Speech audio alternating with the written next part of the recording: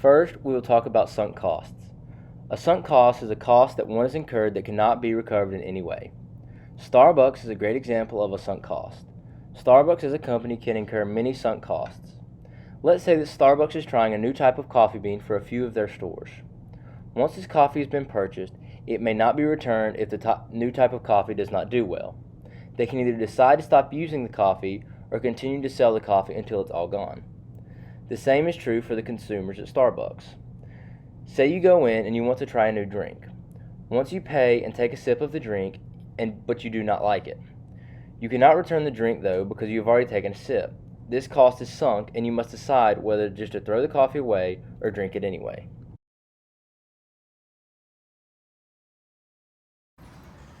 Answer me this. Are you more likely to do something just because you want to or because you have a reason to do it?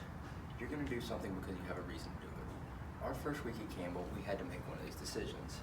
For our freshman seminar, BADM 100, we were told that we had to do either the escape room or a library tour.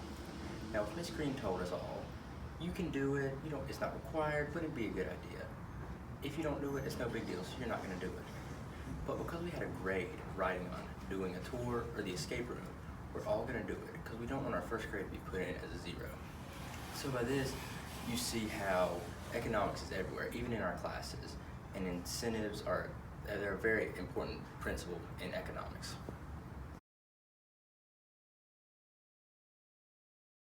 Our third principle of economics is that there ain't no such thing as a free lunch.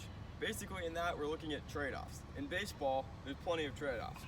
When Campbell's team takes the field next spring, their coaches are going to have to determine many different situations in which they have to have a trade-off. One of those situations will be using a shift. Basically what a shift does is using data, they decide that they want to move their position players to another area of the field. And by doing that, they have a greater opportunity to make an out over there, but they give up an entire side of the field in which they will not be able to make an out. Most of the time this is successful, but the trade-off is there are many times that balls that would have usually been outs are now hits. In this first graphic, what we see are the normal baseball positions that teams have used for the last 100 years. Basically, 2 on each side of second base. That gives teams an equal chance to make an out on the field. In the second graphic, what we see is that teams are now using data to move their position players around the field. As we see in this graphic, the Braves have moved 3 players between first and second base. This gives them a greater chance of getting the left-handed hitter out, who pulls most of his balls to that side of the field, but the balls between second and third base now have a much greater chance of becoming a hit, and that is the trade-off because those hits usually would have been outs.